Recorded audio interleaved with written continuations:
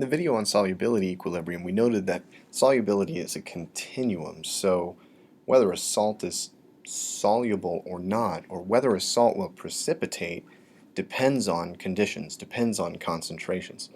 A nice way to put a quantitative spin on this and connect back to some previous ideas we've seen related to chemical equilibrium is to think about QSP, or the reaction quotient for solubility for a particular system. So just like Q in a previous context, this is the equilibrium expression calculated for any condition, not necessarily at equilibrium. And you may see this in your text and in other locations expressed as an ion product. I'll probably use the term QSP though throughout this video. In comparing QSP to KSP, we're answering the fundamental question, will solid precipitate? Precipitation is the reverse direction of this process.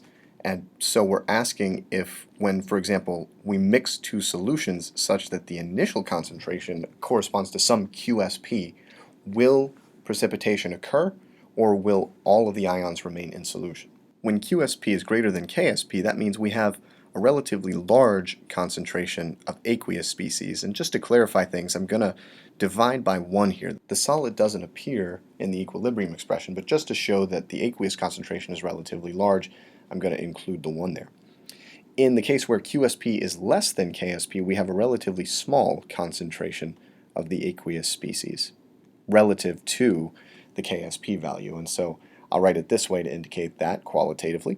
In the first case, Q needs to decrease for Q to equal K. As we've seen in previous contexts, this means that the reaction needs to run in the reverse direction and will do so spontaneously.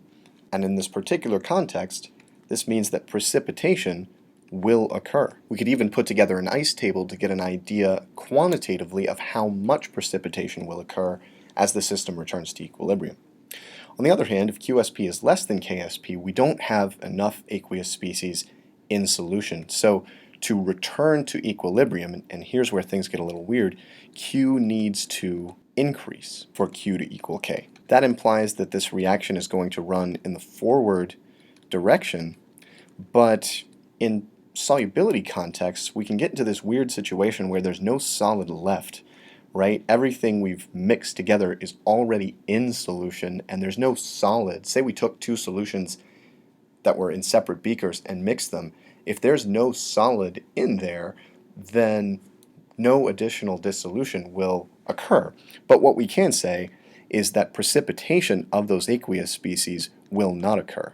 And when QSP is equal to KSP, well, we're already at equilibrium at that point, and so we can conclude that precipitation, again, will not occur in this case when QSP is equal to KSP. Let's apply these ideas to a quick example. So the question here is, when we take a solution of lead 2 plus and mix it with a solution of iodide, will PbI2 precipitate given these concentrations and the given KSP value? As we just saw, precipitation occurs when QSP is greater than KSP. So the fundamental question we're asking here is QSP, given these concentrations and what happens when we mix the solutions, greater than KSP? The first place to start here is to write the dissolution precipitation equilibrium. Even though we're asking about precipitation, KSP corresponds to dissolution in the forward direction. So we're interested actually in whether the reaction goes backwards, but based on the definition of KSP, it's important to write the equilibrium in this direction with the solid PbI2 as a reactant and the aqueous lead 2 plus and iodide ions as products. Note also that 2 I minus appear here because 2 iodide ions are present in the solid. So we can go right to an equilibrium expression for this just based on the balanced chemical equation, and since we're interested in QSP, I'm going to write it as QSP is equal to the concentration of Pb2 plus raised to the first power times the concentration of I minus squared, since 2 I minuses appear on the product side of the balanced chemical equation, and we completely ignore the solid on the reactant side, as is typical for solubility equilibria. Now at this point, and this may be the trickiest part of the problem, given we've been dealing with equilibrium for a long time now, we need to convert this information about volumes and concentrations mixed into the concentrations of ions when the two solutions are mixed. This is tricky for two reasons. First of all, each salt in solution may contain more than one copy of the ion of interest. That's not the case here. We see one lead ion within PbNO32 and we see one iodide ion within Ki, but the salts we mix may contain 2, 3, or even in very rare cases 4 copies of a particular ion, and we need to account for that in calculating these concentrations. The other tricky thing here is that we're taking two solutions and mixing them, so each solution is getting diluted, right? We're going from 1 liter of volume for each individual solution to a total volume of 2 liters when the solutions are mixed. And we need to account for that since each solution is being diluted and the concentrations will be lower than their starting values in the separated solutions.